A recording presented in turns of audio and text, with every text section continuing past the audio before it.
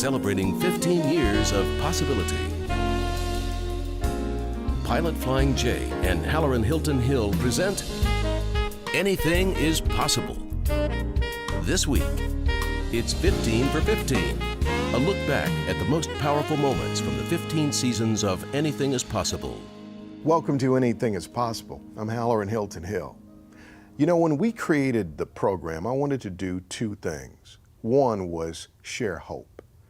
Hope is desire accompanied by confident expectation. And I know this, that if you're building a community, you're building an enterprise, an organization, you have to start by believing something can be or can be better. So we wanted to share hope through the stories of people's lives. The next thing I wanted to do was put a spotlight on possibility. The word possible means able to be. Because I know that your life can be much more than you ever imagined if you are willing to imagine it. And we've got the stories to prove it. In fact, we were looking at our catalog and we are approaching 400 episodes. In fact, in planning for this season, I had over 70 stories in mind to get down to the 20, 25 shows that you'll see this season. I don't ever run out of stories to tell because the universe never runs out of possibility. So on Anything is Possible, we have been sharing hope, and then we've been putting a spotlight on possibility for a couple of reasons. One, I think it's great to tell the stories of people right here in our community that prove that anything is possible. Because whenever someone does what they were called to do in a masterful way where they are, all of us get blessed. For instance, if Pat Summitt wins as many championships as she wins, it changes the nature of college basketball as a whole. But look what it did for our community. Look what it did for the university. Look at what it did for all the university graduates, the women that served under her that went on to become great people in their own right. And that's the value of one life well lived.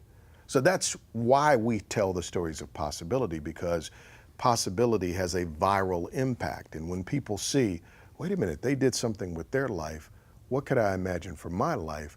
We all are blessed by people living their best lives. So that's why we do it.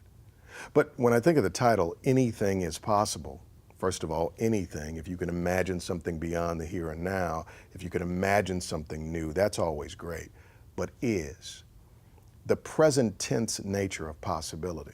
Possibility really hinges on you taking whatever is in your hand or what's in front of you in the present moment and doing that to the best of your ability.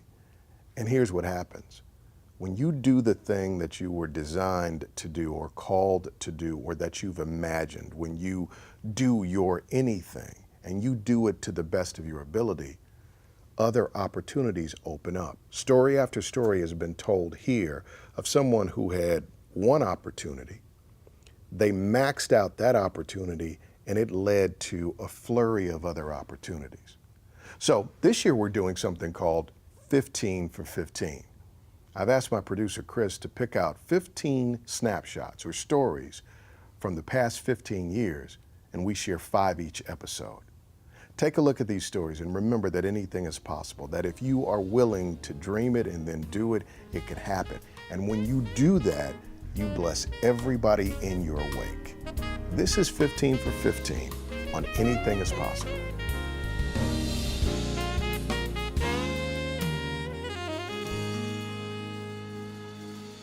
Valley Collins is my guest on Anything is Possible, and this is truly a story of possibility.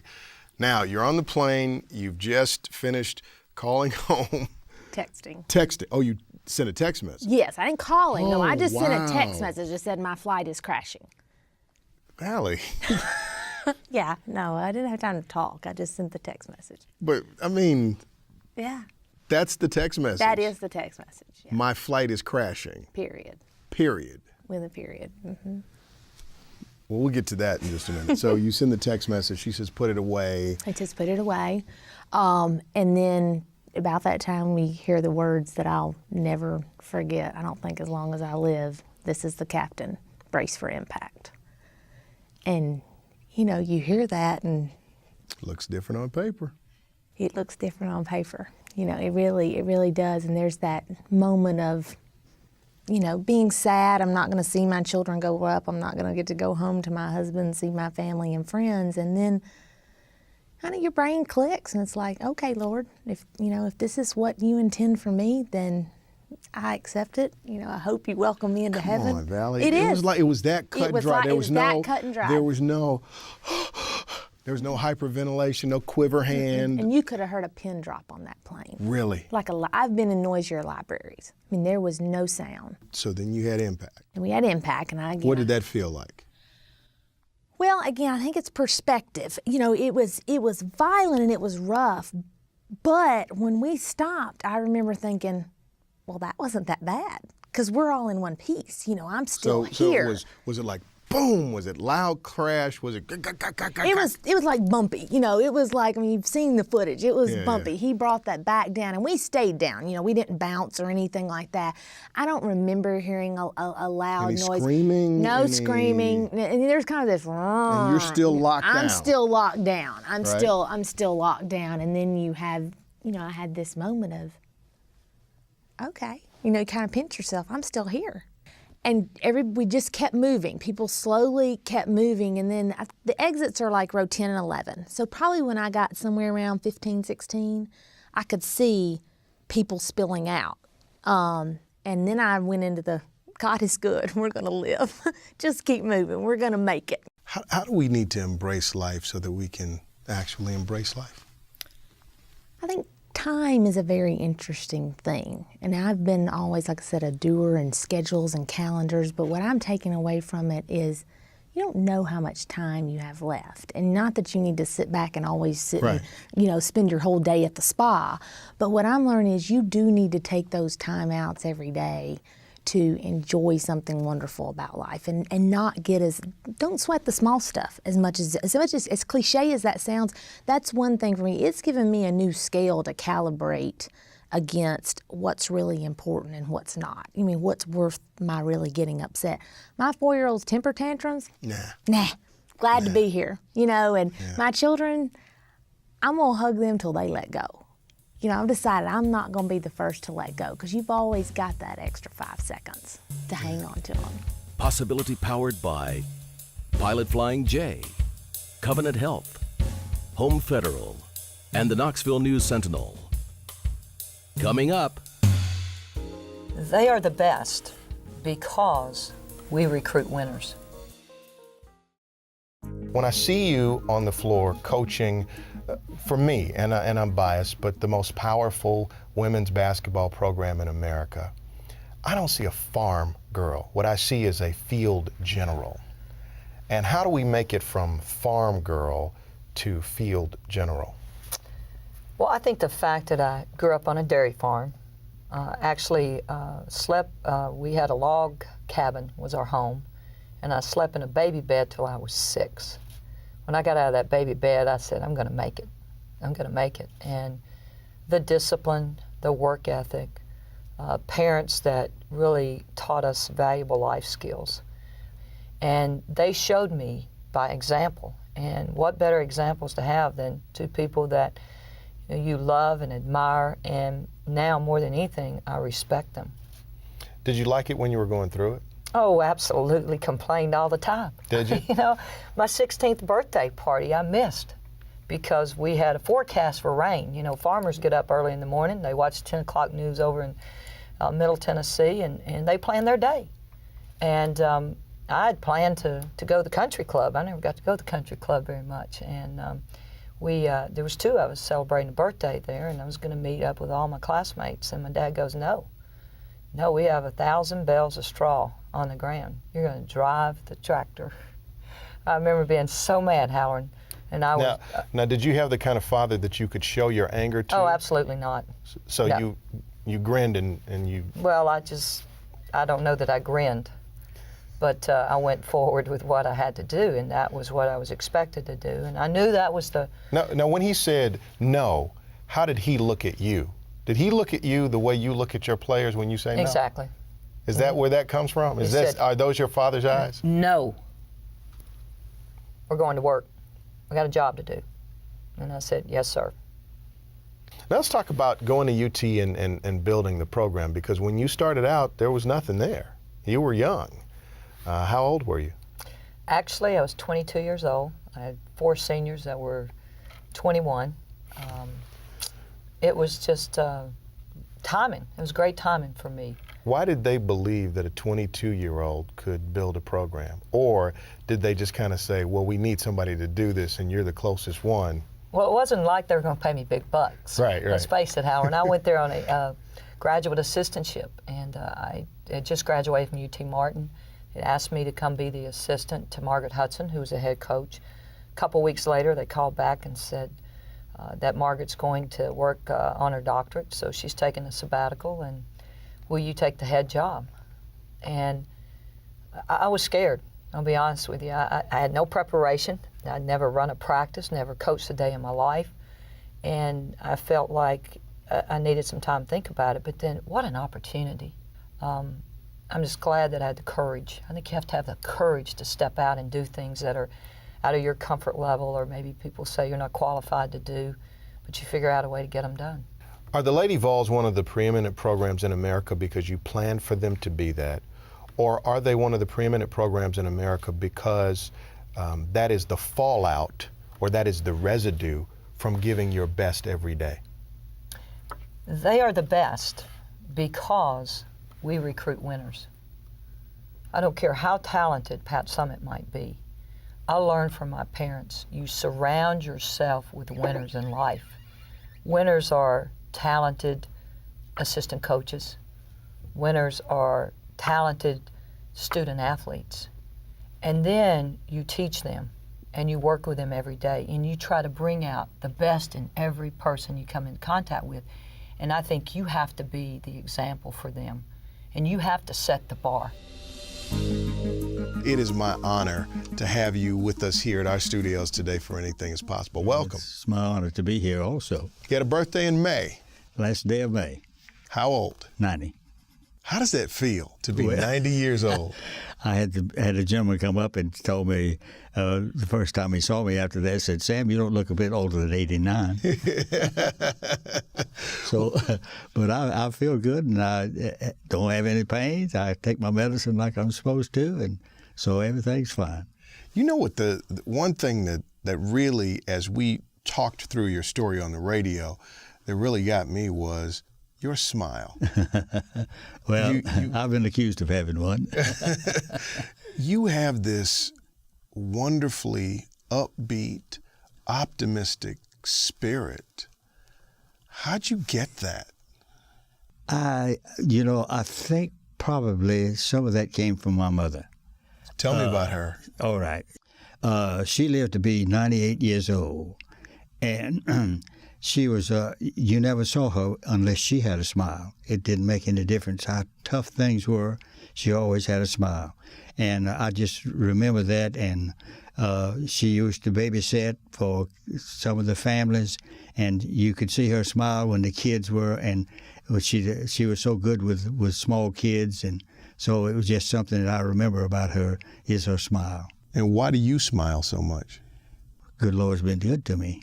He's blessed me so much that I just can't ever thank him enough, Halloran. Talk to me about why you love this country. Well, Halloran, this country has meant so much to me. When I could see, I got to see North Africa and Italy, and I just knew that when I could get back home, that's where I wanted to be. There's one thing that we can say about World War II veterans: they didn't quit. We lost the world. We lost worlds and worlds of them, over 400,000, which makes me realize how fortunate I was, and how fortunate I was to be able to still be here and live in this country.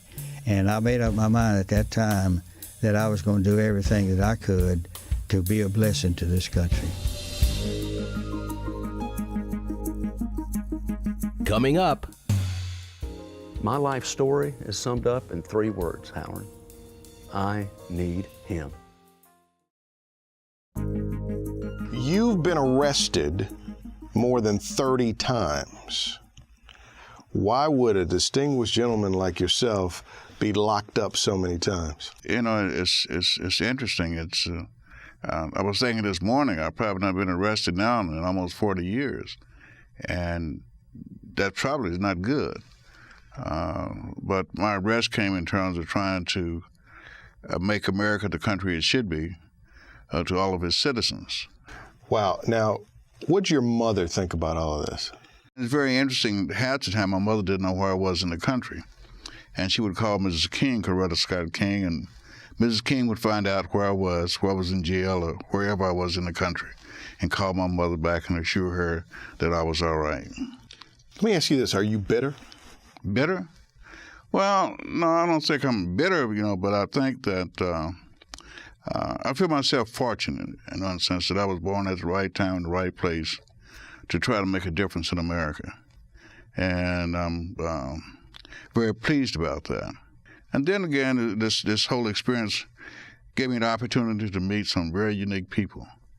I guess I first met Dr. King here in Knoxville when he spoke at commencement exercise for Knoxville College, I think it was 1960, for all sum total of about 4.5 seconds. But I later on got a chance to travel with him and stay in the same residence with him because we could not stay in hotels. So you had to stay at home. So people would open their homes to us, and that's the amazing thing. People knew nothing about me, where I came from, and they knew that I was called one of the freedom riders, right? Freedom fighters, to open the doors. And oftentimes in the evening, in the dining room, Dr. King was a very interesting man. We liked to arm wrestle.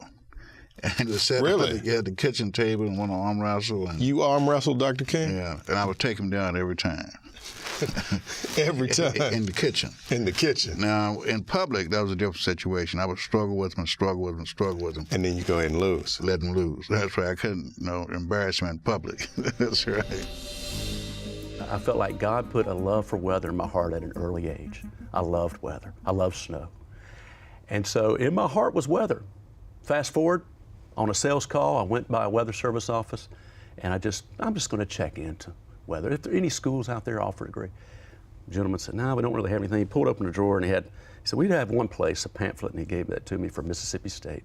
They had a broadcast meteorology program that was a 2-year program for a master's. So I said, well, I was married. Lee and I were married. This is BC, before children. And so we have to remember everything like that. But we prayed about it and decided to go back and to get my master's in broadcast meteorology. Felt like God had put that love for weather in my heart. But how there's a scripture, and I became a Christian in 1987. So for the years and the timing, this is very important. A year before your mother passed. A year before my mother passed. Right. God was setting my eyes, my vision straight for what He wanted to do in my life. That's the most important thing. I tell you, and this is just my personal belief. Again, I'm a very simple person, but Halloran, God is great. And I think He wants us to do great things for His glory.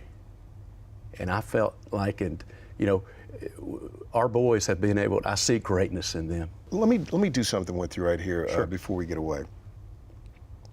My dad did something. It took him about 51 seconds to do it. My second oldest brother asked Dad what final words he would say to his kids. This is about 2 years before he passed away. Right. My father refused his request because he said he needed to prepare. He always prepared. So he goes in the next room, he spends a couple of hours, and he comes out with one sentence for each of his 5 children. Let's take your 4 boys. Wow. Imagining the greatness that you see in them. Right. And the possibility that you see in them. And to our viewers, you latch on to this because this will be a lesson in possibility. Yeah. Would you speak a sentence, call their name and speak a sentence over each of their lives? Wow. I'll start with the oldest and then go, Walker, you're an overcomer. Since the day you were born, God has helped you to overcome. And He's called you for great things for His glory. Davis, you have the heart of God, and God is calling you to do great things for His glory.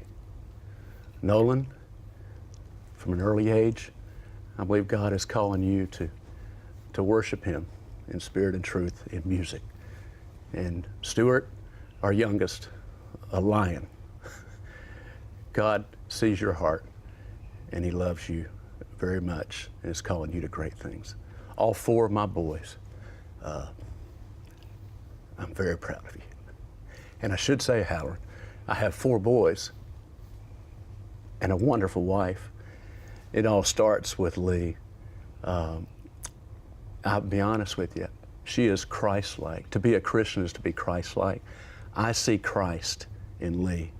She is unselfish. She is giving.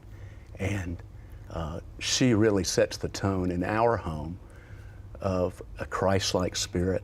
And I'm so thankful that I have her as my bride and a wonderful example for our boys. Thank you for asking me that, because that's such an honor and a privilege to be able to speak life into our boys. And for folks out there, you know, God sees greatness in you and wants us to do, you know, great things for His glory. My life story is summed up in 3 words, Halloran. I need Him. Those are pretty incredible stories. And as I've said, we'll never run out of stories because we'll never run out of possibility. Now, I'd love for you to do me a favor. I want to hear your stories this year. If you know someone that has an incredible story, would you take just a minute to either write me a short 3 or 4 paragraph email, or better yet, shoot a little 90-second video where you tell me a quick story about someone who realized possibility in their life.